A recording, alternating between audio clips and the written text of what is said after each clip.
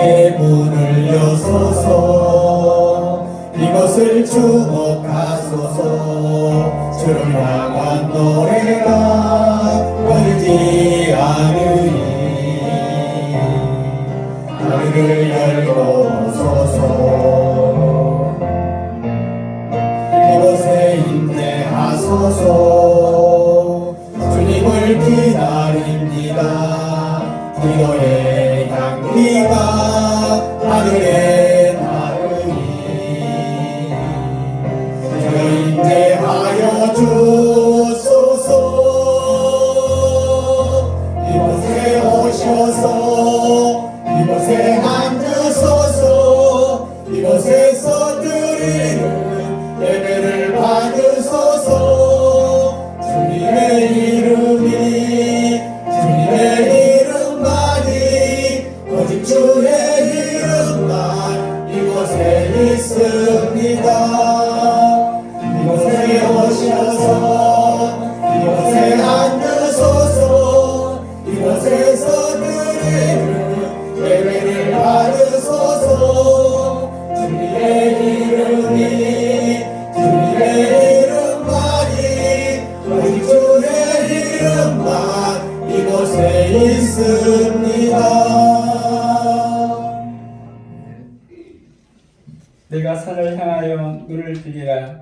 나의 도움이 어디서 올까? 나의 도움은 천지를 지으신 여호와에게서로다. 여호와께서 너를 실족하지 아니하게 하시며 너를 지키시는 이가 졸지 아니하시리로다. 아멘. 은혜와 사랑을 허락하시는 고마우신 하나님 아버지, 죄로 인하여 죽을 수밖에 없는 저들을 주님 전에 불러주시고 이 시간 주님 앞에 우리의 죄를 자복하며 회개하며 또 이 시간 하나님 앞에 예배드리길 원합니다. 우리 죄가 동에서 먼같이 멀게 하여 주셔서 주님의 보혈로 씻김받고 정결한 심령으로 이 시간 예배드리길 원합니다. 성령께서 친히 이 시간 역사하여 주시옵소서. 우리가 드리는 예배가 하나님의 앞에 영적으로 드리는 예배드리길 원합니다. 주님 함께하옵소서. 감사드리며 예수님 이름으로 기도합니다. 아멘. 경배 찬송 29장 부르시겠습니다.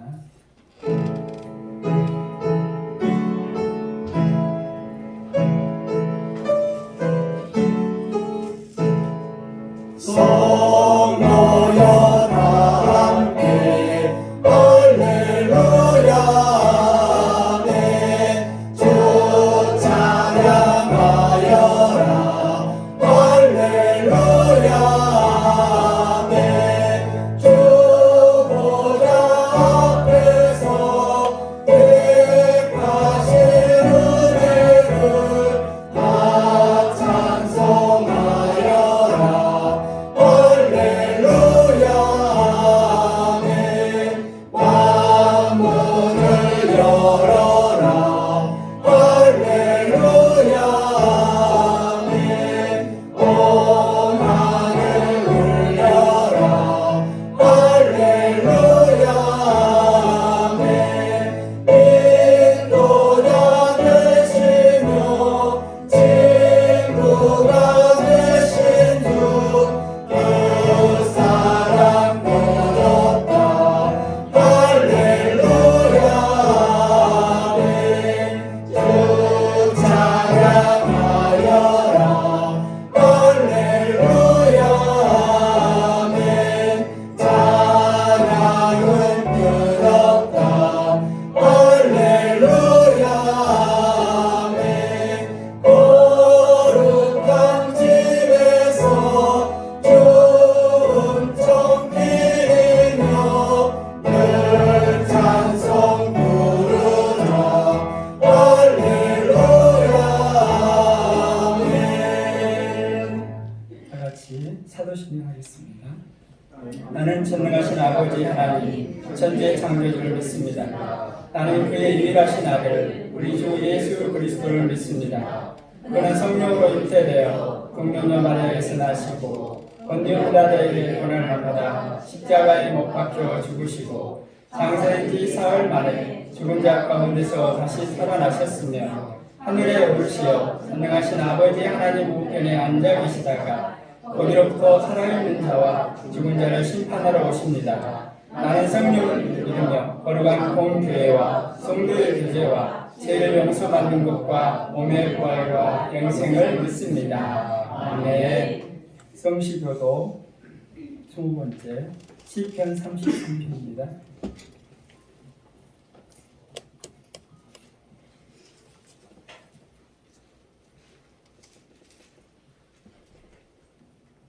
너희 만민들아 여호와를 즐거워하라. 찬송은 정직한 자들이 마땅히 할 바로다.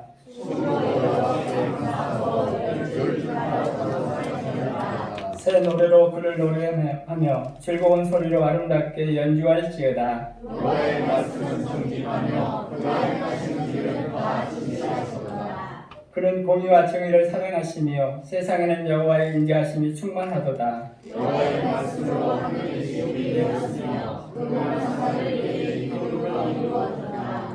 그 바닷물을 모아 무더기같이 쌓으시며 깊은 물을 곳간에 두시도다. 온 땅은 여호와를 두려워하며 세상의 모든 국민들은 그를 경외할지어다. 아멘. 앉으셔서 찬송가 310장 부르시고 권사 회장님이신 최정희 권사님 나오셔서 기도해 주시겠습니다.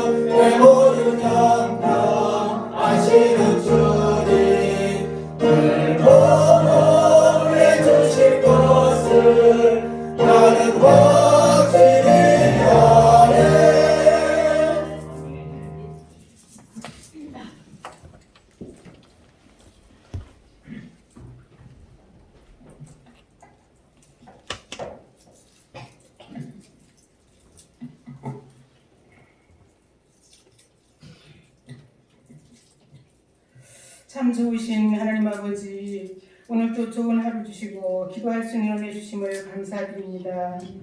세상에는 많은 사람들이 있지만 세상 일로 동분서주하고 있는 이 시간에도 부족한 저희들을 구별하여 주시사 이렇게 불러 모아 예배드리게 은혜 내려 주심을 감사합니다. 아버지, 오늘은 특별히 스승의 주일로 섬깁니다. 우리에게 좋은 스승을 주신 주님께 감사를 드립니다. 우리 목사님에게 지혜와 건강 주시어 부족한 저희들을 푸른 초장으로 인도하는 데 위해 부족함이 없게 은혜 내려 주옵소서. 무엇보다도 우리에게 깨닫는 마음과 볼 수 있는 눈과 들을 수 있는 귀를 주셔서 중대한 말씀을 잘 받아 은혜의 시간이 되기를 원합니다. 아버지, 이 시간 교회를 위해 기도합니다. 아버지 뜻이 있어 이곳에 주님의 전을 세우셨사오니 이 둔전교회가 구원의 방주의 역할을 할 수 있도록 주님 도와주옵소서. 먼저 우리 마음속에 작은 쓴뿌리라도 있으면 버리고 오직 용서와 사랑과 섬김으로 하나가 되어 믿지 않는 자들에게 행동으로 전도할 수 있는 은혜를 주시옵소서. 우리 모두에게 건강으로 축복하여 주실 것을 믿사옵고 오늘 하나님의 은혜와 평강 그리고 축복이라는 제목으로 말씀 전할 때에 은혜의 시간이 되기를 예수님의 이름으로 기도합니다. 아멘.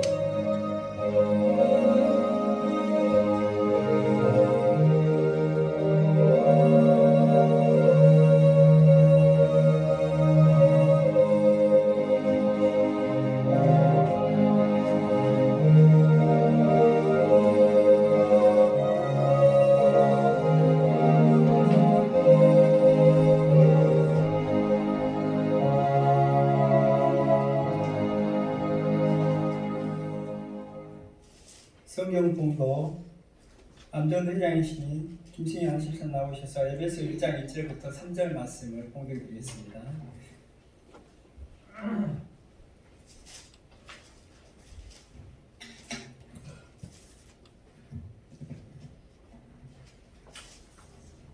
봉독하겠습니다. 하나님의 뜻으로 말미암아 그리스도 예수의 사도가 된 바울은 에베소에 있는 성도들과 그리스도 예수 안에 있는 신실한 자들에게 편지하노니 하나님 우리 아버지와 주 예수 그리스도로부터 은혜와 평강이 너희에게 있을지어다. 찬송하리로다. 하나님 곧 우리 주 예수 그리스도의 아버지께서 그리스도 안에 있는 하늘에 속한 모든 신령한 복을 우리에게 주시되 아멘.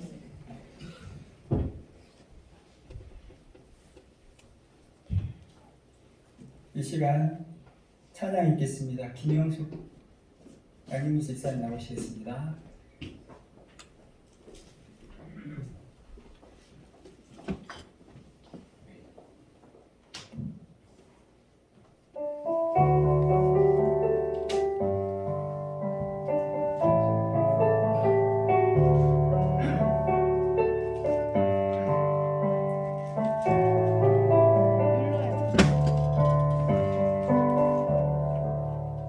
주님 말씀하시면 내가 나가리라. 주님 뜻이 아니면 내가 멈춰서리라.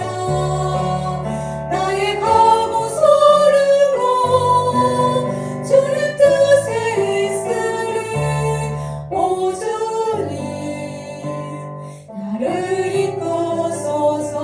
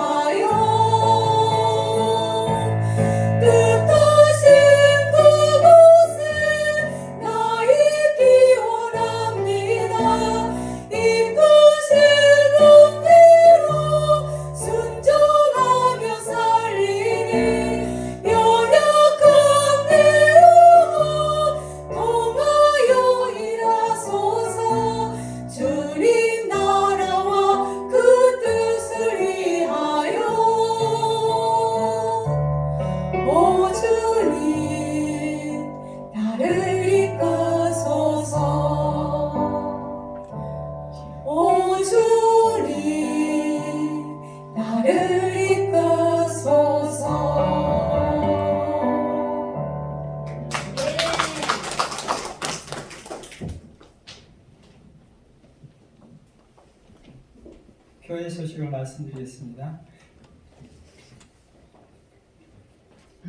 저희 교회 오신 여러분을 진심으로 환영합니다. 예배 승리자가 인생의 승리자입니다. 자기 영성과 건강 관리를 잘 하시고요. 금요 기도회는 2부에 드리겠습니다. 오늘은 교역자 주일 예배로 하나님께 드립니다. 성경계 주일이 5월 29일이 되겠습니다. 5월 생일 축하자입니다. 임덕수 안수 집사님 5월 16일 월요일, 김복엽 집사님 5월 20일 금요일이 되겠습니다. 이분 두 분을 위해서 축하 박수 올리겠습니다. 축하합니다. 지방회와 총회 소식입니다. 방축교회 임직식이 오늘 오후 3시에 있습니다. 지도제일교회 담임목사 취임식이 다음 주일 오후 3시에 있고요. 찬양 예배 설교를 제가 맡았습니다. 116년차 총회가 총회와 원로장례 총회가 5월 24일부터 26일까지 신길교회에서 있습니다. 담임목사 동대입니다. 성도들의 중보 기도 해주시기 바라고요. 영성과 건강을 위해서 늘 기도해 주시기 바랍니다. 다음 주일 날 기도는 난 기도는 제각이고요. 찬양 예배는 조희식 권사님, 식당 봉사는 2구역, 청소는 1구역이 되겠습니다. 안내위원은 곽평 장로님, 박종천 안수집사님, 하설의 권사님, 박순혜 집사님이 되겠습니다. 자기 맡으신 분들은 시간이 늦지 않도록 미리 오셔서 주보도 나눠드리고 또 오시는 성도님들을 잘 맞이했으면 합니다. 또 한국 말씀드리겠습니다. 여든여섯 번 하는 사항인데요. 식사를 지난주부터 하고 있어요. 근데 성미가 아마 없나 봐요. 바닥에 놨나 봐요. 그래서 다음 주에 오실 때는 성미를 꼭 가지고 오십시오. 성미표가 저 뒤에 있기 때문에 2년 반 동안 안 했기 때문에 성미 주머니가 어디 있는지도 잘 모르시는 분들 있을 것 같아요. 많이 가져도 돼요. 아시겠죠? 성미를 꼭 다음 주에 오실 때 갖고 오셔야만이 구역 식사 때 식사를 할 수가 있습니다. 그렇지 않으면 재정에서 돈을 지출할 수가 없어요. 그래서 우리 성도들이 드시는 쌀이니까 정성을 들여서 하나님 앞에 드리시면 합니다.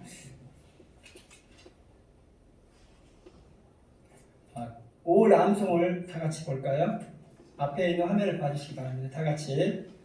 내가 내 하나님 여호와의 말씀을 삼가 듣고 내가 오늘 내게 명령하는 내 명령을 지켜 행하면 내 하나님 여호와께서 너를 세계 모든 민족 위에 뛰어나게 하실 것이라.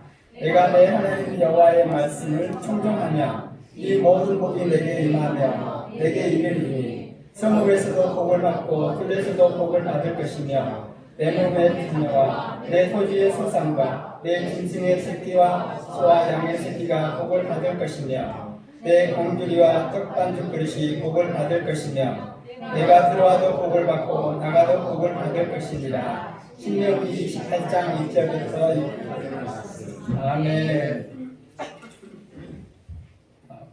오늘이 교육자 주일로서 귀한 분을 모셨어요. 왜 웃으신가요? 누구신지 모르잖아요. 지금 소개를 안 했기 때문에 누가 나오실지. 그리 유명하신 김호영 목사님 나오실 때 할렐루야로 맞이했으면 합니다. 말씀의 제목은 하나님의 은혜와 평강 그리고 축복이라는 말씀이 증가하실 텐데 귀를 쫑긋 세우시고 혹시 주무시는 사람이 있으면 이따 광고 시간에 제가 일어나라 하면 좋겠죠. 그러면 안 되겠죠. 자, 이 시간 목사님 나오실 때 할렐루야로 환영하겠습니다. 할렐루야. 부흥강 상태요. 기도할까요? 하나님 아버지 감사합니다. 오늘 교육자 주일로 통해서 우리 평신도 함께 하나님 앞에 귀한 예배를 듣고 이제 말씀을 듣기를 소망합니다. 우리 마음판에 새겨진 말씀이 되어지고 우리가 이 말씀을 통해서 발음과 도움과 또 우리의 하나님 주시는 책망을 듣고 온전히 살아가는 주의 백성들이 되게 하옵소서. 예수님의 이름으로 기도합니다. 아멘. 우리 제목 다시 한번 읽읍시다. 시작. 하나님의 은혜와 평강 그리고 축복. 우리 여섯 인사합시다. 하나님의 은혜와 평강과 복이 임하기를 소망합니다.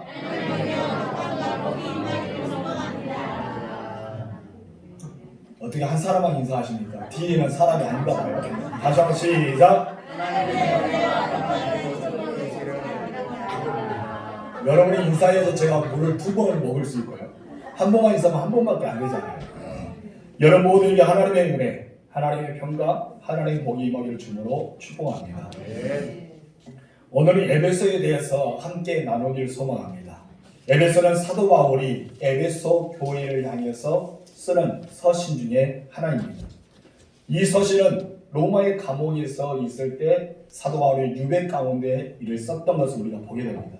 그런 가운데 보낸 서신들이 여러 가운데 있는데요. 바로 옥중 서신하는데 에베소를 포함해서 빌립보서, 골로새서, 빌레몬서 그런 서신들이 바로 옥중 서신에 들어갑니다.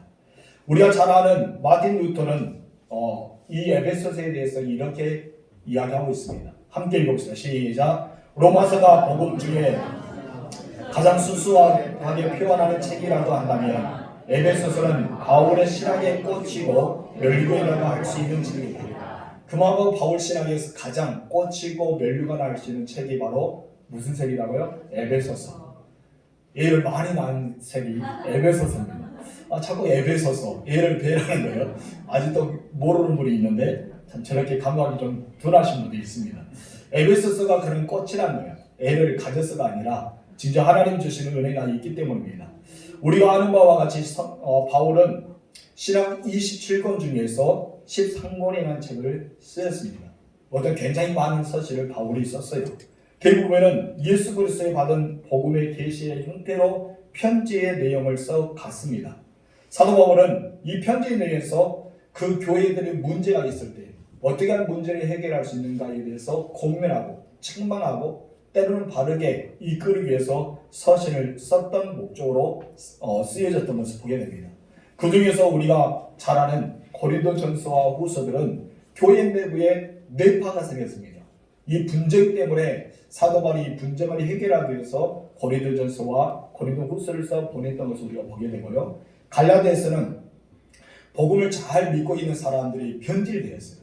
복음이 변질되어서 이 변질시키는 사람들 때문에 쓰여졌던 책이 바로 갈라디아서입니다. 그 다음에 빌립보서는 아름다운 교회입니다. 그토록 아름다운 교회인데 여자들이 시기와 질투로 인해서 교회가 혼잡하게 돼요. 그래서 여자들의 문제 때문에 어떻게 이 시기와 질투가 사라질 수 있는가를 쓰기 위해서 썼던 책이 빌립보서입니다. 그리고 데살로니가 전서와 후서는 주님의 재림의 문제 때문에 어떤 논란이 됐어요. 그래서 그 논쟁을 해결하기 위해서 썼던 책이 데살로니가 전서, 데살로니가 후서라고 볼 수 있습니다. 그런데 에베소서는 그런 다른 서신과 달리 논쟁거리가 없어요. 논쟁이 없습니다. 단지 이 서신은 순수한 주님의 구원의 계획이 포함되어 있습니다. 어쩌면 복음 중에 가장 아름다운 메시지가 담겨 있는 책이라고 볼 수 있습니다. 하나님의 풍성하심과 하나님의 온전하신 계획에 대해서 말씀하고 있고, 그러나서 이 편지에 대해서 사도 바울이 오늘 본문에서 보면은 누가 그들에게 보냈는지, 그를 받아야 될 사람들은 누구인지, 그 편지의 내용이 어떤 것에 대해서 이야기합니다. 누가 누구에게 어때요? 이 세 가지를 우리에게 주고 있는데요. 첫 번째 우리 다 같이 읽읍시다. 시작. 바울의 사도적 신분으로. 바울은 스승의 고면이 아니라 아는 아저씨의 말이 아니라 사도적인 고면으로 서신을 띄우게 됩니다. 에베소에는 세계 7대 국가상의 중에 하나인 아데미 신전이 거대하게 놓여져 있습니다. 그 신전 크기가 너무 커요. 길이가 55m 정도 됩니다. 그런데 55m면 우리 교회보다 더 넓죠. 이 길이가 55m 되고 높이는 110m가 됩니다. 엄청났습니다. 우리 중탑이 한 50m 정도 되면 더 이상의 그런 아테미 신전이 굉장하게 큰 그런 신전이 에베소에 있었던 걸 보게 됩니다. 그래서 그런지 몰라도 에베소는 우상이 가장 많은 도시 중에 하나가 에베소라고 볼 수 있습니다. 그럼에도 불구하고 그 에베소에 하나님을 믿는 사람들이 많이 살고 있었어요. 그 당시에 하나님 믿는 사람들이 누굽니까? 유대인들이죠. 유대인들이 많이 살고 있었어요. 그러나 그곳에는 예수를 알지 못한 사람이 많이 있었습니다. 하나님을 섬기는 자, 하나님을 믿는 자, 하나님을 경외하는 자들은 있었습니다. 그런데 예수를 구주로 영접한 자가 없었던 것을 보게 됩니다. 그래서 사도 바울이 제3차 전도 여행 때 도라노소노, 이 에베소에 있는 도라노소노에서 머무면서 복음을 사역을 시작하게 됐습니다. 그 결과를 세워진 교회가 어디 교회입니까? 에베소 교회입니다. 그래서 사도 바울이 3차 전도 여행 때 그곳에서 복음을 증거했는데 많은 이방인들이 주께로 돌아오는, 그렇게 우상이 심했던 그 지역, 사단의 권세가 강력하게 일어났던 그 지역에 복음이 사용하면서 하나님께서 그곳에 교회를 세웠던 것을 보게 됩니다. 또한 에베소 교회는 이 요한계시록에 보면 첫 번째 하나님께서 책망의 메시지를 전하죠. 그래서 예수님의 첫 번째 요한계시록에는 책망의 메시지가 들어오는데 그것은 무엇입니까? 처음 사랑을 버렸다는 것이죠. 그렇다면 바울 사도가 머물고 있는 교회는, 그리고 바울 사도가 로마의 감옥에 갇혀서 에베소를 써서 보낼 때의 그 교회는 어떤 교회였을까요? 사랑이 있었던 교회, 예수를 위해서 목숨을 걸어서 헌신할 교회, 하나님의 영광에 살아갔던 교회라는 것이죠.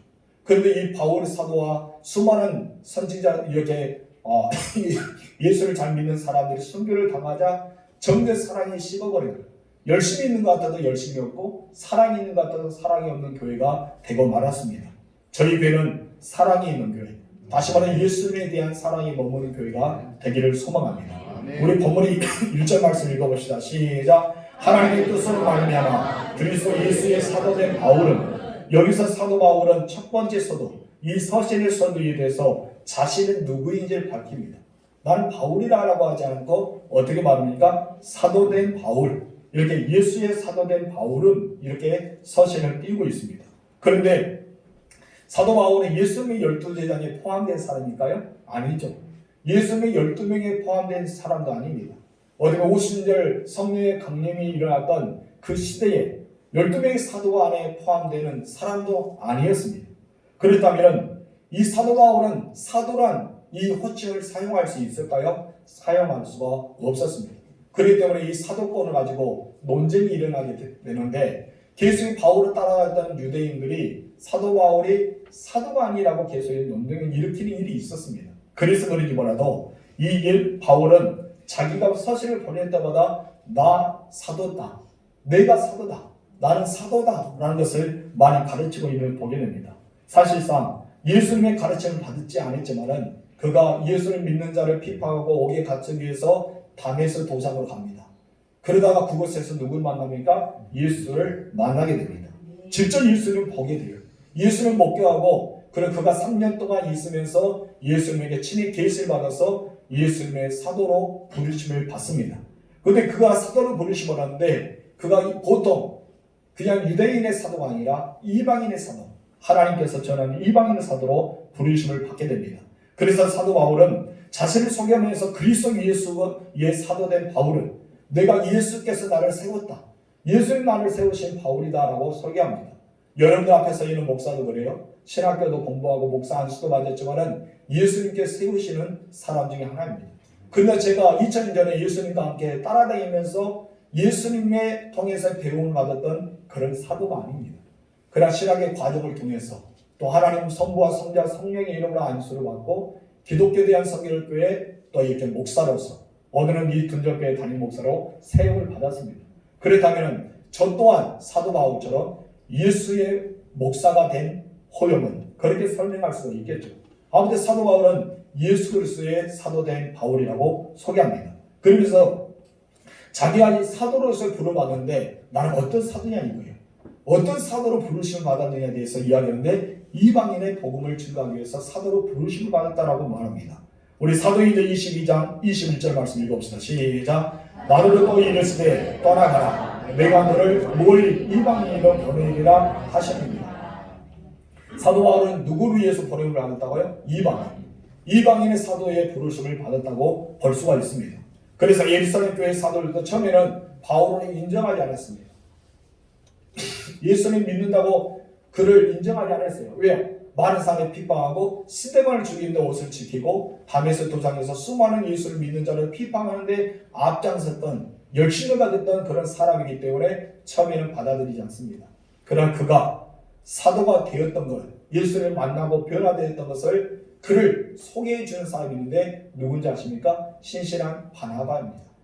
이 바나바가 어떻게 보면 사도 바울을 세워서 사도가 되게 만드는 위대한 인물로 쓰임 받습니다. 그렇다면 12명의 사도는 이 바울을 사도로 인정받기 위해서 누구를 보증을 받습니까? 바나바. 이 바나바가 충성된 마나를 통해 보증을 받습니다. 그래서 이제는 사도로 인정을 받게 되었던 것을 보게 됩니다. 어쩌면 그는 전하는 복음을 비방하는 사람들이 있습니다. 바울이 강구마다 유대인들이 모함하는 것도 있었습니다. 사도직이 정면으로 도전하면서 개신들은 사도가 아니라고 이야기한 적도 있습니다. 그래서 그런지 몰라도 사도 바울은 언제나 그가 서신을 볼 때마다 무엇입니까? 그는 예수의 사도된 바울이라고 복음에서 이야기합니다. 그리고 지금 현재 말하고 있어요. 그는 이 사도된 것은 예수로 말미암아 되었지만 원래 예수님의 말미암아 된 것도 있지만 그 앞에 단어가 무엇이었습니까? 다른 것이 아니라 하나님의 뜻으로 말미암았다. 하나님의 뜻으로 말미암았다라고 합니다. 말씀을 준비하다가 주님 말씀하옵소서 찬양이 톡을 났습니다. 그리고 우리 찬양가들에게 누가 이것을 불러줬으면 좋겠다는데 두 분이 아름답게 찬양을 불러주었어요. 여러분 목회자가 그런 것 같아요. 주님이 가라 하시면 가고 멈추라 하시면 멈추고 그것을 떠나라 하면 떠나고 우리가 어쩌면 주님의 말씀으로 움직일 수 있는 사람들이 목회자가 아닌가 생각이 듭니다. 사도 바울을 생각하면서 바울이 그러지 않았을까?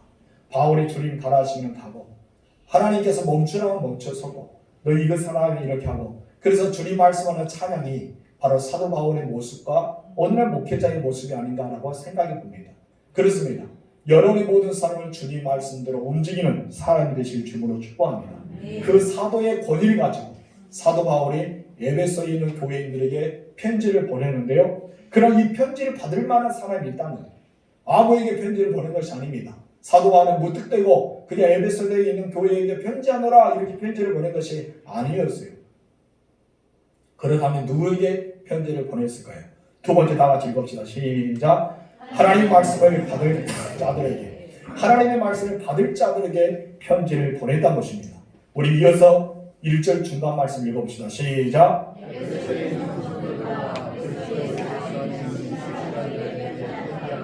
아멘. 여기서 보면 에베소에 있는 성도들과 그리스도 예수 안에 신실한 자들에게 편지를 했다라고 이야기합니다.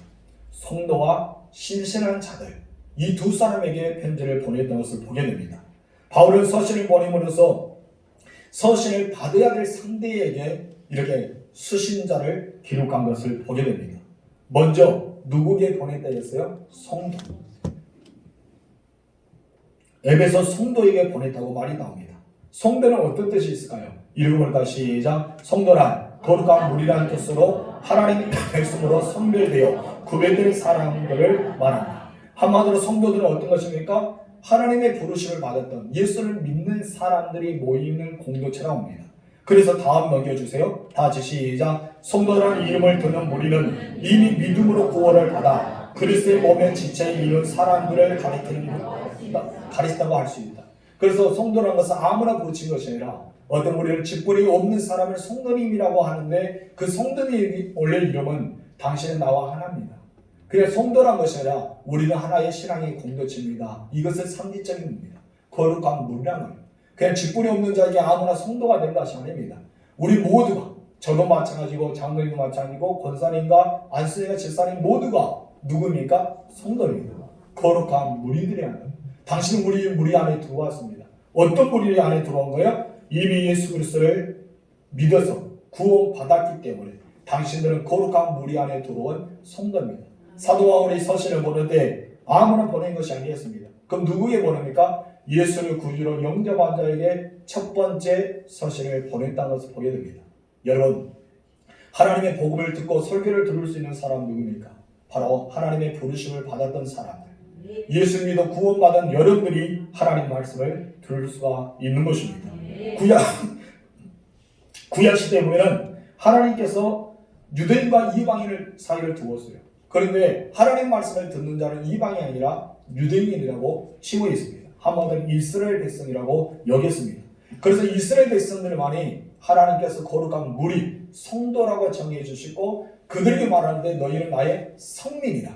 너희는 나의 택한 백성이라면서 구별되었습니다. 그리고 이방인들은 그 성민으로 들어올 수 없고 그 거룩한 무리, 성도로서 들어오지 못했습니다. 오직 구약에서는 바로 이스라엘 백성들만이 하나님의 백성, 하나님의 자녀, 하나님의 길이 쓰는 자들이었습니다. 그런데 예수님이 이 땅에 오셨어요. 예수님 오셔서 십자가에 못 박아 죽으심으로써 하나님의 구원의 계획이 이루어졌습니다. 이 구원의 계획은 유대인들뿐 아니라 이스라엘 백성들뿐 아니라 이방인들처럼 유대인과 똑같이 하나님의 복을 받아들여서 성도, 성민이 될 수 있는 축복을 허락하게 되었던 것입니다. 그래서 에베소 교회인들을 보면 대부분 유대인들 아니라 이방인들로 되었어요. 이방인은 됐는데 이제는 사도 바울이 너희는 하나님의 백성이다. 너희는 하나님의 거룩한 무리야. 내가 너희에게 편지를 보낸다. 예수를 구주로 영접한 너희들에게 구약의 율법에 의해서 하나님의 택함을 받는 이스라엘 백성들 아니라 신약에서 예수 그리스도를 구주로 영접하여서 하나님의 자녀가 된 너희들에게 내가 이렇게 편지를 쓰노라 하면서 편지를 보내고 있습니다. 오늘 강단에서 설교를 듣는 사람들 누구일까요? 예수를 구주로 영접한 사람입니다. 내 마음에 예수를 믿어서 구원받은 사람들, 하나님과 동행하는 사람들, 하나님 말씀을 들을 때 아멘으로 화답하는 사람들이 이 말씀을 들을 수가 있는 것입니다. 사도 바울의 보낸 편지도 마찬가지라고요. 바울은 아무나 쓴 것이 아닙니다. 그 이웃집 아저씨에게 아줌마들에게 편지를 보낸 것이 아니라 예수를 구주로 영접하는 사람들에게 서신을 띄어서 그 서신 읽고 깨달아서 은혜 받을 만한 사람에게 보냈다고 하고 있습니다. 첫 번째, 누구에게 보냈다고요? 성도들에게. 바로 성도들이 어디 교회 성도? 에베소 교회 성도에게 보냈습니다. 오늘 이 말씀을 듣는 무리들은 누구일까요? 바로 성도들입니다. 제 말씀을 듣는 여러분들은 등록교회 성도라고 할 수가 있습니다. 두 번째, 그렇다면 또 사도 바울은 누구에게 보냈다 했습니까? 바로 신실한 자들, 신실한 자들에게 편지를 보냈다고 하고 있습니다. 여기서 신실하다는 뜻은 이런 뜻이 있습니다. 다 같이 읽어봅시다. 시작. 진실한 믿음의 소유자라는 의미입니다. 진실한 믿음의 소유자는, 그러니까 이 진실한 믿음의 소유자를 어떻게 우리가 말할 수 있을까요? 다 같이 다음에 읽읍시다. 시작. 신실한 사람들은 이 세상에 소망을 두는 사람이 아니라 오직 예수께만 소망을 두고 살아가는 사람들을 말합니다. 한마디로 나의 것은 누구의 것이다? 예수의 것입니다. 그래서 사도 바울의 말처럼 나는 사나 죽으나 나는 주님의 것입니다. 오직 하늘의 소망을 두는 사람들에게 편지를 보냈다는 거예요. 그렇기 때문에 에베소 교회는 사도 바울이 왜 서신을 띄었는지, 사도 바울이 이 서신 뜰 때 그들의 모습을 상상하면서 서신을 띄우지 않습니까? 저도 하나님의 말씀을 설교를 준비하면서 우리 성도들 모두를 상상하면서 말씀을 준비합니다. 그냥 무턱대고 그냥 책을 읽어서 그냥 배긴 것이 아니라 여러분들 한 사람 한 사람 생각하면서 설교를 만들어간 것처럼 마치 사도 바울도 에베소 교회 성도를 바라보았을 거예요. 지금 이제 감옥에 갇혀 있지만은 에베소 교회 성도들은 어떤 모습이다. 그 사람도 어떻게 살아가는 사람이다. 오직 믿음을 지키면서 오직 하나님의 사랑 가운데 그들의 헌신 가운데 살아가는 그들을 생각하면서 할 때 한마디로 그들을 정리할 수 있는데 바로 그들은 어떤 사람들이었다? 신실한 사람이었다. 이 신실한 사람들이 바로 에베소 교회라고 볼 수 있습니다. 여러분, 우리 교회 성도들은 어떤 모습으로 우리 주님 앞에 비춰질까요? 아니면 여기 서 있는 목사님에게 여러분들은 어떤 모습으로 비춰질 수가 있을까요? 에베소 교회의 성도들은 사도 바울에게는 신실한 자들, 신실하다라는 단어로 그에게 비추어졌던 것을 보게 됩니다. 육체로 사는 사람이 아닙니다. 그들은 영으로 사는 사람들이 있습니다. 육체를 쾌락을 위해서 즐거움을 위해 살아가는 것이 아니라 하나님의 말씀을 쫓아갔던 사람들에게 그들이었던 것을 보게 됩니다. 한마디로 이는 예수 안에서 새로운 삶을 살아가는 사람들이고 진정한 신앙인으로서 오직 예수만의 자기 삶의 전부를 여겼던 삶을 살았던 사람들이 에베소 교회 성도라고 볼 수 있습니다. 이처럼 바울은 지금 하나님 말씀을 받을 사람들을 가르쳐 에베소 교회 안에는 성도, 거룩한 무리들에게 예수 그리스도를 구주로 영접한 너희에게 편지한다. 너희가 신실하게 살아가면서 오직 예수만을 사모하고 하늘의 소망을 두는 너희들에게 내가 편지를 쓰고 있다면서 수신자를 밝히고 있습니다. 하나님 말씀을 듣는 여러분들, 여러분께서 성도가 되십시오. 그리고 여러분의 신실한 사람들이 되십시오. 하나님 말씀을 받을 만한 사람이 되기를 주님으로 축원합니다. 그렇다면 이제 발신자와 수신자가 다 나왔어요. 자기가 누가 사도 바울이 서신을 띄웠다. 나는 하나님의 뜻대로 부르심을 받았고 예수 그리스도가 친히 나를 사도로 인정해 준 자가 너에게 편지를 보낸다 했습니다. 그리고 편지를 받을 사람은 바로 에베소 교회 안에 있는 거룩한 무리, 성도들, 그리고 신실하게 살아가는 예수만 바라보는 사람에게 편지를 보낸다라고 했습니다. 그렇다면 편지의 내용이 무엇일까요? 그 편지의 내용이 짤막하게 우리가 2절과 3절을 통해서 나눌 수 있는데 그 중에 첫 번째가 이렇습니다. 우리 다 같이 읽읍시다. 시작. 아멘. 가장 먼저 사도 바울은 그들에게 은혜와 평강을 증거했던 것을 보게 됩니다. 2절 말씀 읽겠습니다. 시작.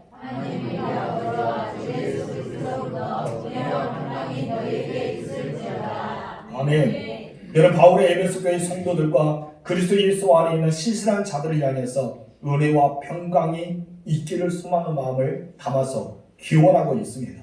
바울이 보낸 편지의 대부분은 은혜와 평강이 있기를 바란다는 인사가 곳곳에 쓰여져 있는 것을 보게 됩니다. 그러나 바울은 이렇게 인사하는 방법은 그냥 의례적으로 형식적으로 표현한 것이 아니라 진정 바울은 마음을 담아서 그 서신을 받았던 모든 사람에게 하나님 은혜와 우리 주님의 그 평강이 넘치길 소망하는 마음이 담겨져 있습니다. 인사만을 자세히 보세요. 여러분 평강과 은혜가 아닙니다. 그럼 무엇입니까? 은혜와 평강입니다. 우리는 순서를 잘 기억해야 돼요. 여러분 평강과 은혜는 잘못된 거예요. 은혜가 먼저 앞에 와야 돼요. 그리고 평안할 수 있습니다. 이것을 왜 그러냐면 믿음을 가지는 사람들은 자기 스스로 믿음이 있을 수가 없는 거예요. 내가 구원받아서 하나님의 자녀가 되는 것도 내 스스로 이루는 것이 아닙니다. 여러분 구원받은 것은 누구의 은혜입니까? 하나님의 은혜입니다. 예수님이 십자가를 못 박혀서 우리에게 큰 사랑을 보여주셔서 그 십자가로 인해서 우리의 제사를 받았는데 이것을 가르쳐 은혜라고 말합니다. 한마디로 하나님은 값없이 은혜를 주셨습니다. 그래서 우리는 은혜 받아야지만 그 다음의 단계 평강이 찾아올 수가 있었습니다. 예수님의 제자를 보세요. 예수님의 제자들은 3년 동안 예수님과 살아왔습니다. 먹고 자고 활동하고 문제가 있으면 함께 노력하면서 어쩌면 그들은 예수님과 함께 모든 삶을 살았어요. 근데 그들에게는 뭐가 없었습니까? 평강이 없었습니다. 왜 평강이 없었을까요? 은혜를 깨닫지 못했기 때문입니다. 오늘날 예수 믿는 사람들도 은혜를 깨닫지 못하면 그 마음속에 평강이 없습니다. 여러분 평강은요 반드시 은혜가 있어야지만 뒤따라오는 열매가 평강입니다. 여러분 꽃이 피지 않으면 열매가 맺히지 않는 것처럼 그러나 꽃이 피지 않고도 열매가 맺는 나무도 있지만 여러분 꽃이 피어야지만 열매가 맺는 것처럼 이 은혜가 있어야지만 평강은 따라오게 되어 있다는 것입니다. 제자들은 은혜를 몰랐어요. 그러나 나중에 오순절에 마가의 다락방에서 성령 강림한 뒤에 완전히 뒤집어집니다. 하나님의 은혜를 생각합니다. 하나님의 사랑을 생각합니다. 그 뒤에 찾아온 것이 무엇입니까? 예수님께서 그들에게 말했던 바로 채월 만찬하기 전에 내가 너에게 주는 평안은 세상에 주는 것이 아니하는 것을 깨닫게 됩니다. 예수님 부활하시고 오셔서 너에게 평강이 있을지도 평강이 있었던 말씀이 깨닫지 못하는 순간이 있지만 그들이 성령과 함께 그들이 인침 얻을 때 깨달음 얻는 것이 평강이었습니다. 그들은 두려워서 문을 닫고 있는 것이 아닙니다. 성령 받고 나자 그들은 뛰쳐나갔습니다. 많은 사람에게 예수가 그리스도가 되심을 선포합니다. 그를 사랑하셨고 지금도 우리가 동행하시고 앞으로 이 땅에 오신다는 것을 담대하게 증거하게 됩니다. 그들이 왜 그렇게 증거할 수 있을까요? 은혜 받았기 때문에. 그들이 따라온 것이 무엇이었다고요? 평강이라는 것입니다. 여러분 우리는 은혜와 평강의 순서를 잘 기억해야 할 줄 믿습니다. 은혜를 받아야지만 우리에게 진정한 평강이 찾아오기 때문입니다. 다시 말해서 평강은 믿음의 열매, 믿음의 결과라고 할 수 있습니다. 여러분들은 평강하십니까? 우리 예상 인사합시다. 평강하십니까? 장모 얼굴 보니까 평강한 것 같아요. 여러분 평강하셔요? 아멘. 그렇다면 여러분들은 은혜 받았다는 증거예요. 내가 은혜 받으면요 마음이 평안할 수 있습니다. 내가 은혜 받으면 평강할 수 있습니다. 내가 은혜 받지 못하는데 어떻게 평안할 수 있을까요? 내가 은혜 받지 못하는 마음이 평안할 수 없어요. 마음이 불편합니다. 마음이 늘 불편해요. 그런 마음이 우리에게 생길 수밖에 없습니다. 이것을 평강이라는 말은 헬라어로 히브리어로 각각 이렇게 말합니다. 우리 헬라어 다 같이 읽읍시다. 시작. 여러분 헬라어는 무엇이라고요? 에이멘. 그리고 히브리어는 샬롬. 우리는 에이멘보다 무엇이 더 이스합니까? 샬롬이 더 이스합니다. 혓바닥을 자꾸 꼬라야 돼. 다시 한번 시작. 샬롬. 우리는 샬롬이 아니고 살아서 넘치는 남자가 아니라 우리는 줄이는 거 아니고 살롬이 아니라 샬롬. 이 평강의 마음을 증거해야 됩니다. 보통 마음의 평화 또는 평안이 나다는 것이 아니라 번영과 재물의 축복까지 이루어지는 기원의 이상한 너희 마음의 평강만 있는 것이 아니다. 너에게 건강도 있고 너에게 하나님 주시는 복을 받아 누리라. 이런 뜻을 가지고 있는 단어가 바로 샬롬. 너에게 평강과 번영이 있기를 소망한다. 이 평강을 주는 것입니다. 그래서 성도들은 이 평안을 살아갈 때마다 누구를 생각합니까? 하나님을 생각합니다. 이 평안을 증거할 때마다 누구를 알려야 됩니까? 예수를 알려야 됩니다. 왜냐 이 평안은 믿음의 열매라 했지 않습니까? 그렇기 때문에 하나님께서 그의 아들을 우리에게 주셨고 십자가에서 처참하게 죽이시고 부활하셔서 승천하신 뒤에 우리에게 오신다는 그 사람, 특별히 하나님의 은총에 포함되어 있기 때문에 우리는 이 평강이 은총이라고 다른 말로 번역할 수도 있다는 것입니다. 우리 이 세상에 머물면서 우리 인생들은 어둡게 살아가지 않습니까? 우리가 늘 혼돈 그 자체입니다. 불안하기도 하고 염려하기도 하고 걱정하기도 합니다. 우리는 코로나 이후의 시대에 살아가면서 우리는 정말 염려할 때가 너무 많잖아요. 과연 될까? 과연 무엇이 될까? 저는 하나님 앞에 3가지 기도를 드렸어요. 그런데 하나님께서 이 3가지 기도 중에 2가지 기도를 응답해 주셨습니다. 첫 번째 식당의 문제. 과연 하나님 코로나 이후에 봉사가 잘 될까요? 잘 되고 있더라고요. 두 번째 구역예배를 잘 드릴까요? 구역예배 성도들이 잘 모이더라고요. 우리는 2가지 은혜 받았습니다. 하나님께서 주시는 축복 중 하나입니다. 한 가지 더 있는데 비밀입니다. 응답하시면 말하겠습니다.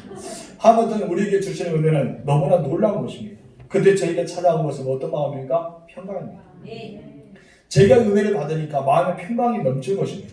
담임 목사가 은혜 받으면 성도들의 평화가 넘칩니다.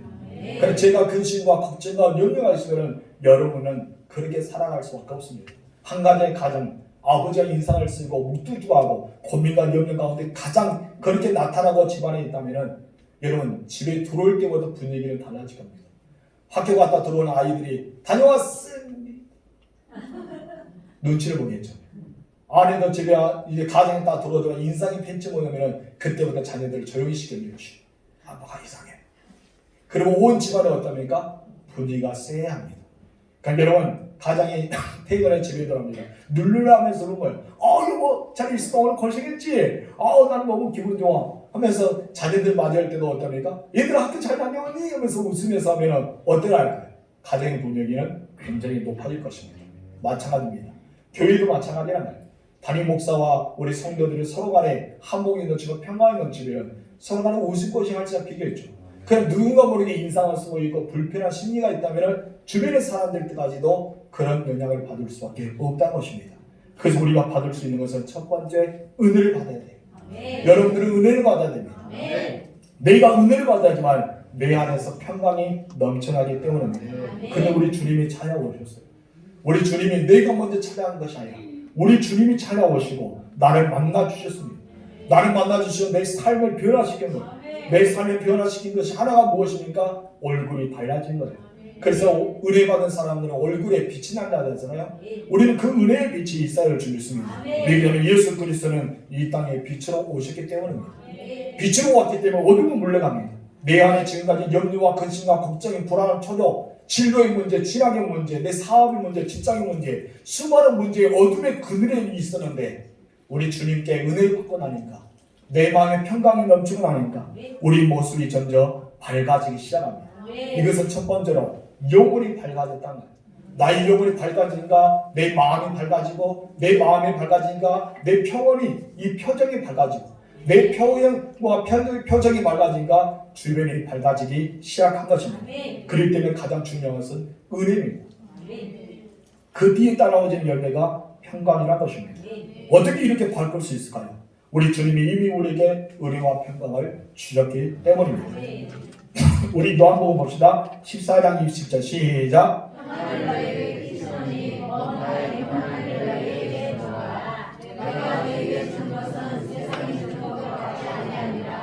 너희는 마음에 근심하지 말고 두려워하지 말라. 하마는 무엇이요? 내가 너희 은혜를 주었잖아. 내가 너희 은혜를 주었잖아. 그렇다면 너희는 세상에 맛볼 수 없는, 세상에 바꿀 수 없는, 세상에 줄 수 없는 너희에게는 평안이 있어. 이 평안으로 너는 살아가기를 원한다. 그렇기 때문에 너희는 뭐하라? 근심하지 말고 두려워하지 말라. 이 말씀하고 있는 요한복음 16장 33절 시작. 이것은 너희에게 이런 것은 너희는 내 안에서 평안을 누리게 하려 함이라. 여기서 말합니다. 너희가 내 안에서. 그렇다면 전제 조건을 따른 것이 무엇이요? 은혜라는 거예요. 하나님의 은혜, 예수님의 은혜 안에 머물 때 너희들은 무엇이 있다? 평안을 누린다. 은혜 안에서 평안이 이루어지는 거예요. 평안 다음에 은혜가 받는 것이 아닙니다. 내가 은혜 받아야 평안할 수 있는 거예요. 여러분, 우리는 평안하고 은혜가 따르는 것은 결코 아니란 것이죠. 여러분께서는 그 은혜를 받기를 주님으로 축복합니다. 그럴 때 우리는 어떻게 해요? 세상에서 환난을 당합니다. 이것은 있을 수밖에 없는 거예요. 세상의 환난은 반드시 다가옵니다. 여러분이 지금 이제 모내기를 하고 있잖아요. 여러분, 모내기에 이 들판에 모를 심었습니다. 이 모가 저렇게 날씨 좋을 때만 계속 있습니까? 아니지 않습니까? 비가 오기도 하고 바람 불기도 하고 태풍이 오기도 하고 수없이 날개는 이렇게 날씨를 변동합니다. 그런 가운데 이 벼는 잘 자라요. 나중에 시간이 되니까 여름 이삭꽃이 피고 그리고 익어가니까 고개를 숙이고 농부가 추수하는 기쁨이 있지 않습니까? 여러분, 항상 그렇게 우리는 살아갑니다. 그렇기 때문에 환난도 다가오기도 하고 핍박이 다가오기도 하고 어려운 일이 다가오기도 하고 늘 힘든 일이 다가오지만은 그러나 중요한 것은 내 안에 예수 그리스도 안에 믿음과 은혜가 있기 때문에 평강이 넘치기 때문에 우리는 어떠할 수 있어요? 담대할 수 있단 말이에요. 우리 주님이 세상을 이기기 때문에 우리는 할 수가 있는 것입니다. 사랑하는 성도 여러분, 이 평강이 어디서부터 옵니까? 돈에서부터 옵니까? 물질에서 옵니까? 건강도 아닙니다.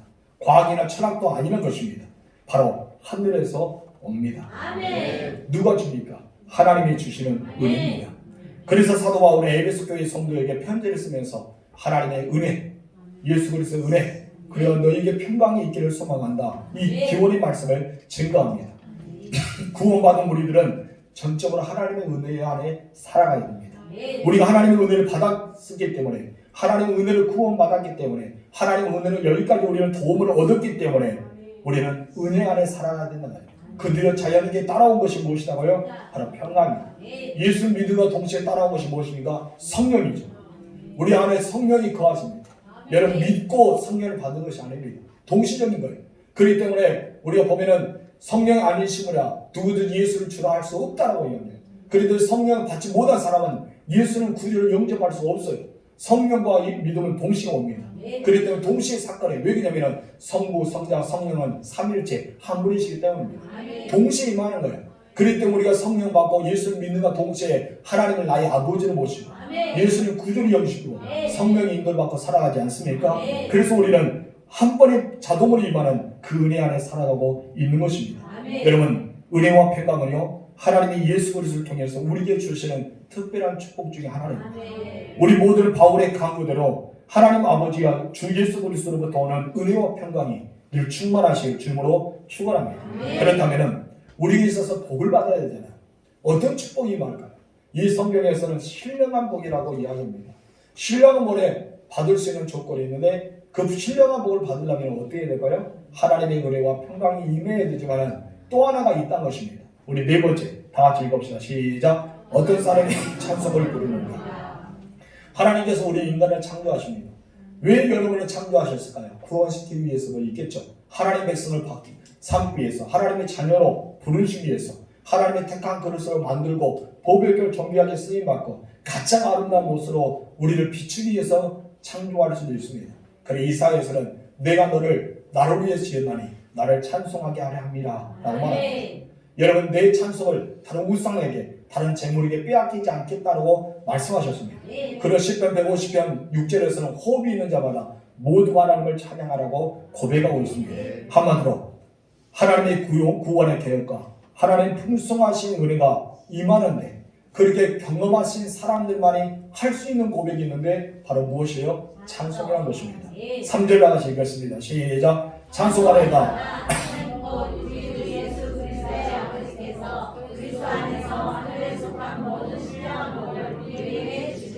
아멘. 사도 바울은 가장 먼저 시작하는 것은 어떻게 시작합니까? 찬송하리이다. 여러분, 은혜와 평강을 증거하고 나서 찬송한다고 고백하고 있습니다. 그래서 우리는 늘 찬송하며 사는 것을 말하고 있습니다. 여러분의 삶은 어떠합니까? 여러분 삶 과연 찬송의 고백이 이루어집니까? 아니면 찬양의 고백이 이루어집니까? 우리의 참회의 제사가 나의 삶 속에 나타날 줄 믿습니다.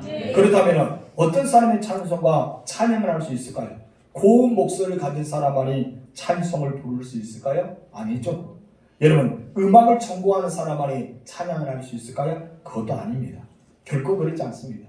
고운 사람, 목소리 가진 사람과 음악을 전공하는 사람은 하나님의 택하신 은사를 받아서 하나님 앞에 쓰임 받을 수 있지만은 그러면서 음치와 정말 앞보다 제대로 보지 못한 사람이 하나님을 찬양하지 못한다? 이것은 아니란 거예요. 저도 박치입니다. 박자를 못 쳐요. 또 음치입니다. 그래도 하나님 앞에 자신 있게 찬양합니다. 우리 성군이가 그 말해요. 아빠는 대단하다고. 왜요? 왜 그러냐고. 틀려도 잘 나가다가 어떻게 그런 자신 있게 하는지 모르겠다. 여러분 왜 그럴까요? 하나님을 찬양합니다. 하나님을 찬양하는 데 있어서 어떻게 우리는 음악을 전공하고 아름다운 목소리를 가지고 있는 사람이 할 수 있을까요? 그러나 우리는 담대히 할 수 있는 것은 바로 하나님을 사랑하기 때문에 주님 앞에 더 가까이 가기 때문입니다. 그렇다면 어떤 사람이 찬송과 찬양할 수 있을까요? 첫 번째, 다 같이 읽읍시다. 시작. 하나님 은혜를 받고 마음의 평강. 그렇습니다. 하나님의 은혜를 받고 마음의 평강을 얻는 사람만이 찬송할 수 있어요. 은혜와 평강이 동시에 임해야지만 우리는 찬양할 수 있습니다. 왜냐하면 하나님 은혜와 평강을 받는 사람들 그 입속에 찬양과 찬송이 끊이지 않습니다. 늘 흥얼거리게 되어 있습니다. 그렇기 때문에 하나님의 은혜가 없는 자는요 찬송할 수 없어요. 찬양할 수 없습니다. 사실 찬송이 안 나와요. 입에서 찬송할 수 없는 거예요. 왜 안 나오는데 어떡합니까? 아무리 우리 주변에서 신앙 시간을 오래 하고 믿은 지 오래가 돼도요 은혜 받지 못하면 입술에 찬양이 나옵니까? 결코 찬양이 나오지 않습니다. 왜 그렇다고요? 은혜를 받아야지 찬양이 나와요. 여러분 내 마음에 평강이 있어야 찬양이 나와요. 이것은 하나님이 우리에게 주시는 특별한 원리 중에 하나인 것입니다. 그렇기 때문에 앞에서 아무리 찬양한다는 우리 찬양합시다. 우리 찬양합시다. 앞에서 우리 장로님과 우리 찬양 대원들이 이끌어도 입을 딱 다물고 전혀 찬양을 부르지 않는 사람이 있어요. 성격이 아닙니다. 왜 그런다고요? 내 안에 은혜가 없기 때문에. 내 안에 평강이 없기 때문에. 그래서 우리는 그 사람들에게 왜 찬양 안 부릅니까? 왜 저 사람들 찬양 안 부르는지 모르겠다라고 우리는 말하는데 사실이요. 그들 안에 숨겨진 비밀이 있는데 영적인 비밀은 어떤 것입니까? 은혜가 없어요. 그 안에 평강이 없어요. 하나님을 찬양할 수 없다는 거예요. 왜 그러니까 우리는 하나님의 지으심 받았잖아요. 어떻게 지으심 받았어요? 하나님을 찬송하기 위해. 하나님을 찬양하기 위해 지으심 받았어요. 그때 하나님의 은혜를 받았잖아요. 은혜를 받으면 나도 모르게 어떻습니까? 하나님의 성품이 됩니다. 여러분 하나님의 찬양이 돼요. 그래서 우리는 앞에 우리 장로님도 찬양 인도하면서 막 움직이죠 몸이. 왜 그래요? 은혜 가운데 거하기 때문에. 찬양가들도 하나님의 찬양할 때 성도도 은혜가 되잖아요. 그들에게는 찬양의 은혜와 평강이 있기 때문에 찬양이 넘쳐나는 것입니다. 여러분 찬양을 언제나 하고 싶으면 먼저 은혜를 받아야 합니다. 내가 은혜 받고 우리가 평강을 얻을 때 내 입술에 찬양이 울려 퍼질 수가 있는 것입니다. 제가 어렸을 때 우리 어머니 따라가면 그렇게 뭐 흥얼거려 찬양해요. 찬양이 그걸 쉬지 않아요. 그래서 저는 물어봤어요. 입도 힘들어 죽겠는데 왜 그런 찬송을 개체 부르나? 그랬더니 너무나 즐겁다. 찬양을 부르면 힘들어 안 된다. 찬양을 부르면 기쁨이 있다. 하면서 찬양이 그렇게 떠나지 않는 것을 보게 됩니다. 그러면서 예수님을 증거하고 하나님을 사랑을 고백하는 것을 제가 들어왔습니다. 마치 은혜 받은 사람이 찬양이 입에서 흘러 넘칩니다. 근심과 걱정과 염려와 불안과 초조해 있는 사람은요 여러분 찬양이 나오지 않습니다. 뭐가 나올까요? 한숨이 나옵니다. 옆에 건드리기만 하면 탁 눈이 ጨ려집니다. 내 마음이 불편한 거예요. 근데 은혜 받아보세요. 내 마음이 평안해 보세요. 묵묵합니다. 찬양합니다. 설거지를 할 때도 밥을 지을 때도 청소를 할 때도 어디 있을 때도 찬양이 넘치는 거예요. 여러분 그런 찬양이 여러분 가운데 있기를 주문으로 축복합니다. 아무리 은혜 받지 못한 사람에게 찬양을 하라 해도 찬양이 돼요? 안 됩니다. 입에서 떨어지지 않아요. 입에서 나오지 않아요. 여러분 그 마음을 아시기 바랍니다. 여러분 그 이유가 무엇입니까? 내 안에 은혜가 없기 때문입니다. 은혜가 없으면 여러분 우리는 찬양할 수 없어요. 그러나 내가 하나님의 은혜를 받으면 나도 모르게 찬양이 끊이지 않습니다. 내 입술에 터져나와요. 우리 다니엘 기도에 그러잖아요. 정말 깜짝 놀랐습니다. 우리 성도들 그렇게 한 번 이 찬양 듣고 그렇게 잘 부를 줄 몰랐어요. 전혀 부르지 못하고 배워보지도 않은 찬양을 흥얼거리고 있더라 다들. 마치 노래방의 가사처럼 쫙 읽은처럼 아주 흥을 잘 따라와요. 왜 그럴까요? 은혜가 있기 때문에. 여러분 우리가 앞에 있는 찬양들이 찬양할 때 정말 우리가 찬양을 모르는 찬양을요 할 수가 없잖아요. 내가 모르는 할 수 없잖아요. 그 다니엘기도 보세요. 다니엘기도 여러분들이 앉아서 앞에 있는 가사를 따라 부르잖아요. 따라 다들 부르더라고요. 왜 따라 부르니까? 은혜가 있기 때문에. 내가 은혜 받았기 때문에. 전혀 한 번도 알지 못하고 처음 들었던 가사, 처음 들었던 찬양인데도 모르고 나도 따라 부르는 거예요. 하나님 은혜와 평강이 내 안에 있었기 때문에 그랬던 것입니다. 그랬던 또 어떤 사람이 찬송하게 될까요? 두 번째 같이 읽읍시다. 시작. 감사라는 사람이 찬송합니다. 누구에게 감사합니까? 하나님께 감사. 하나님 모든 것이 은혜입니다.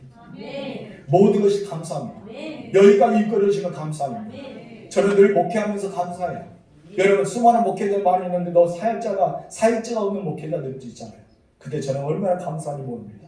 하나님께서 이 교회에 담임 목사를 세워주시고 이렇게 좋은 장로님과 권사님들과 안수사님, 집사님과 함께 사역할 수 있는 것.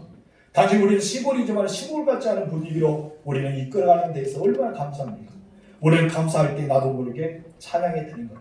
여러분 그렇기 때문에 저도 설교 준비하다가 찬양을 많이 고백합니다. 은혜가 되기 때문입니다. 세 번째 다 같이 시작. 내 안에 말씀이 있으면 찬양할 수 있다. 내 안에 말씀이 있으면. 말씀이 하나님입니다. 하나님은 곧 예수 그리스도입니다. 성령은 말씀으로 역사하십니다. 그런데 우리는 말씀이 있을 때 찬양이 있는 것입니다. 모든 것을 종합해 보니까 은혜가 넘치는 내가 늘 찬송과 찬양이 하는 사람이 될 수 있다는 것입니다.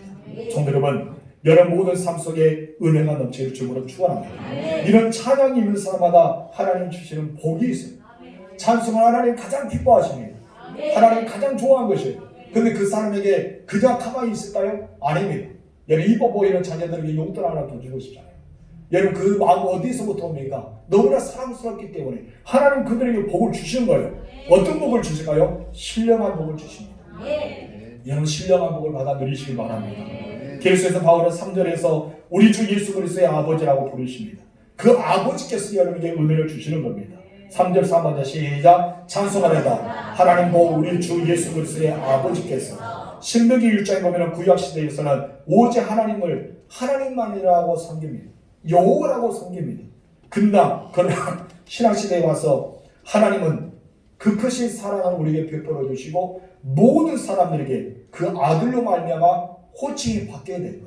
야훼, 여호와, 하나님이 아니라 무엇으로 바뀝니까? 아빠, 아버지로 바뀝니다.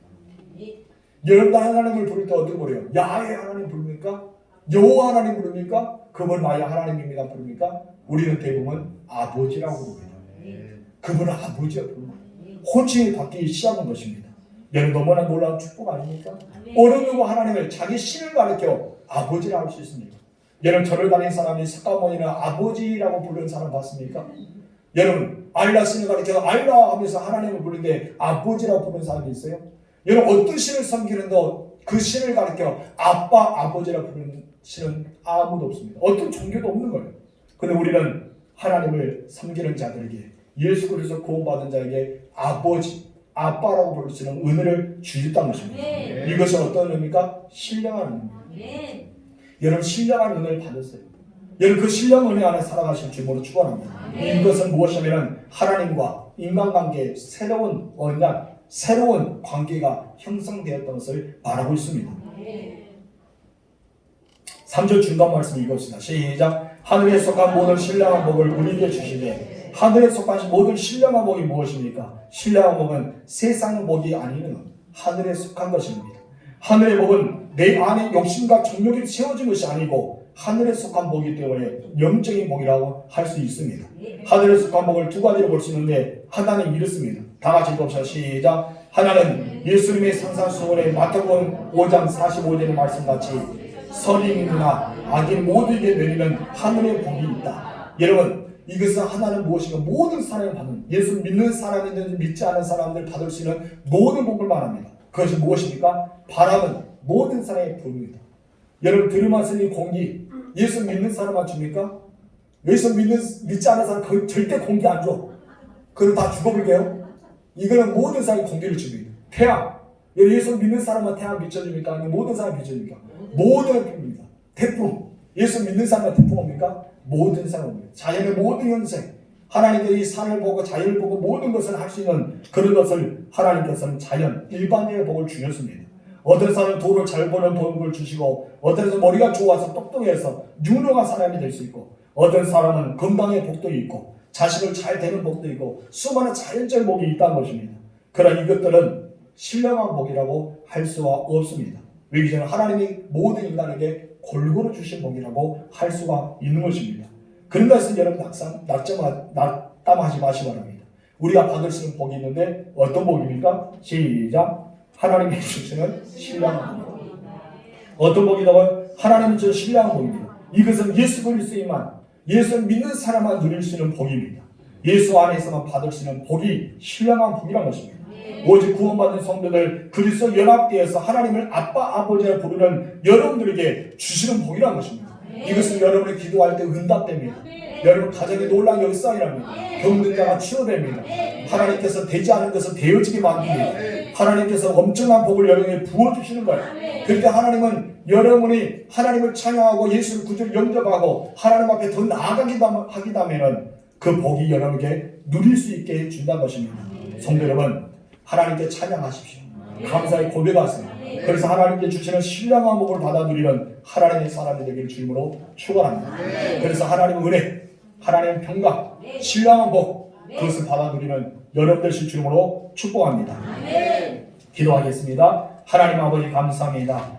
오늘 사도 바울이 에베소 교회를 향해 편지를 보내면서 자기는 하나님의 뜻으로 말미암아 예수 그리스도의 사도된 바울이라고 서신을 떼면서 자기의 신분을 고백하고 있습니다. 그러나 이 서신을 받아야 될 사람도 있는데 바로 예수를 믿어 거룩한 무리에 포함된 성도들과 또 하나님을 늘 섬기면서 예수님을 소망을 들고 자기를 사나 죽으나 주님의 것이라고 고백했던 시실한 자들과 이야기합니다.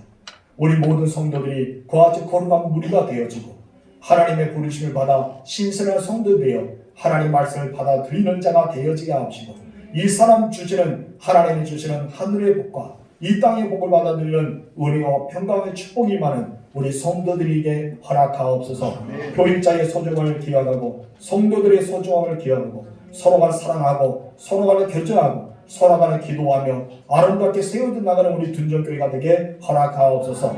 예수님의 이름으로 기도합니다. 아멘.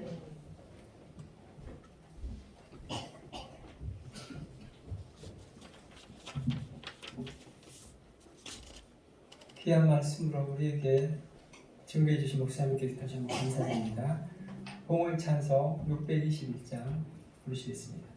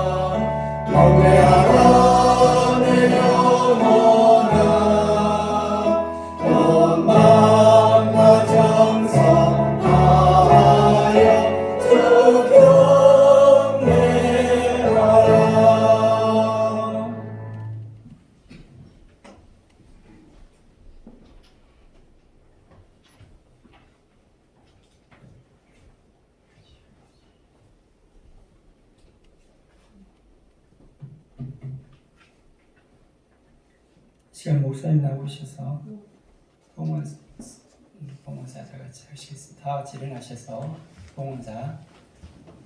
나와 내 백성이 무엇이기에 이처럼 즐거운 마음으로 들을 힘이 있었나이까. 모든 것이 주께로 말미암아 싸우니 우리가 주의 손에서 하는 것으로 주께 되었음이니이다. 아멘. 목사님 나오셔서 봉헌 기도와 축복 기도해 주시겠습니다.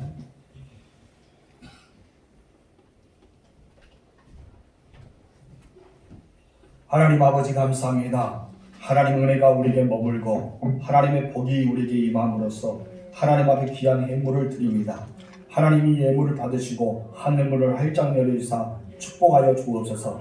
하나님 11째 드리는 박전철 안지사님, 하선희 권사님, 박순자 권사님, 박춘자 권사님, 조인신 권사님, 박순혜 권사님, 말라기 3장 10절 이하의 모든 복이 임함으로써 그들이 11조의 간증자가 되게 하옵소서.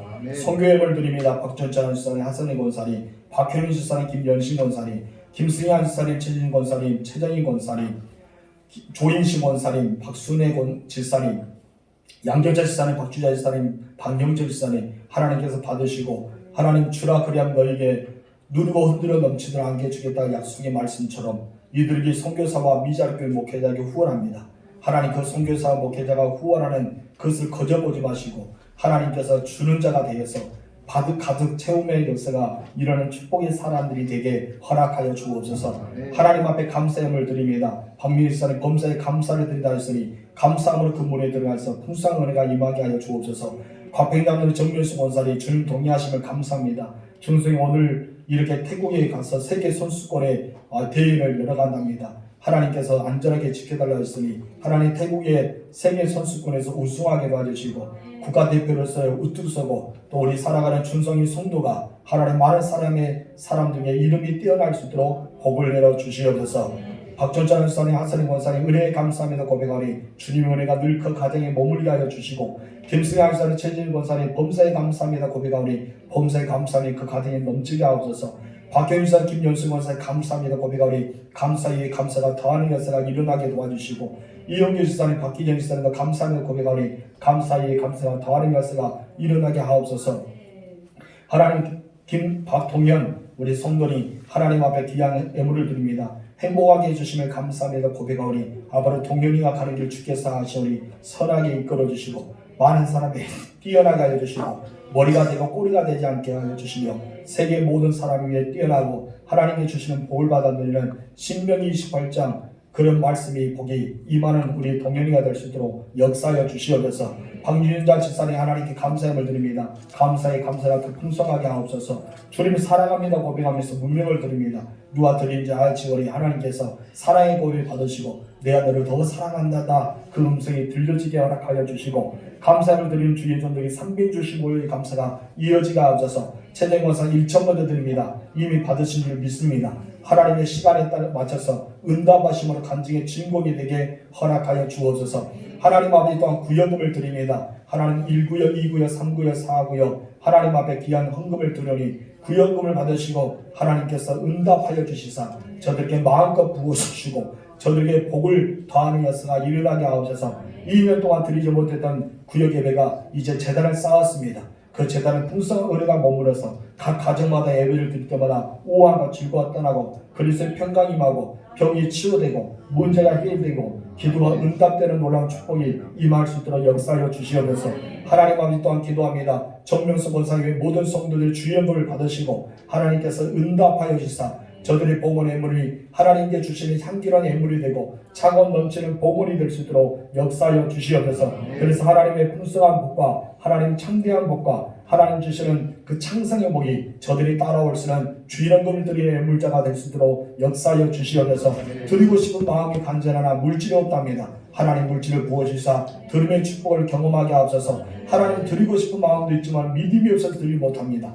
믿음의 믿음을 더하여 주시사 들음의 축복을 경험할 수 있도록 복을 내려 주시옵소서. 이제는 우리 주 예수 그리스도의 은혜와 하나님의 사랑하심과 성령님의 감화 감동 교통 이로 축복하신 것이라 사도 바울이 에베소 교회를 향해서 서신을 보내면서 하나님 은혜와 그리스도의 평강과 또 하나님이 주시는 복을 받아 누리기를 소망의 마음을 담았던지 우리 성도들 그와 같이 하나님의 은혜와 평강과 복을 받기를 소망하는 하나님의 사람들 머리 위에 그들의 가정과 자녀와 일터 위에 지원들 영원토록 함께 있을지어다. 아멘.